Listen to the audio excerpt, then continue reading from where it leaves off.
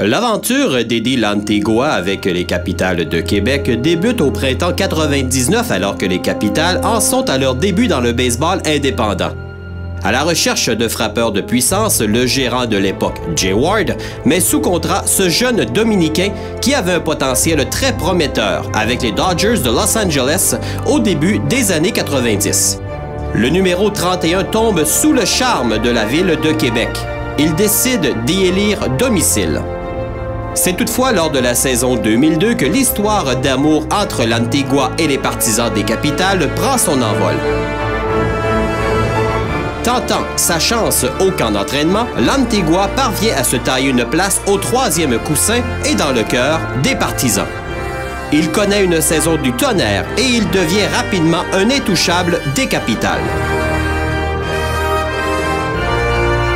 La légende d'Eddie Lantigua se construit peu à peu, d'autant plus qu'il prend un vilain plaisir à terroriser les lanceurs adverses.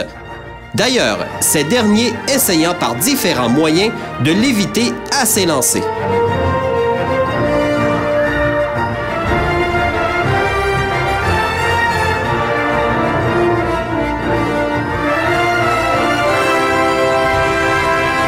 L'Antigua atteint son apogée à la saison 2005. Son début de saison est fulgurant avec 7 circuits et 28 points produits après seulement 14 parties. Plus la saison avance et plus l'Antigua accumule les records et les honneurs. Il termine la saison avec 31 circuits et 112 points produits, des marques qui ne seront probablement jamais battues. En 2006, Eddie conduit les Capitals à leur première conquête du championnat de la Ligue Can-Am et remporte le titre du meilleur frappeur de la Ligue. En 9 saisons avec les Capitals, il a frappé plus de 120 circuits et amassé près de 600 points produits.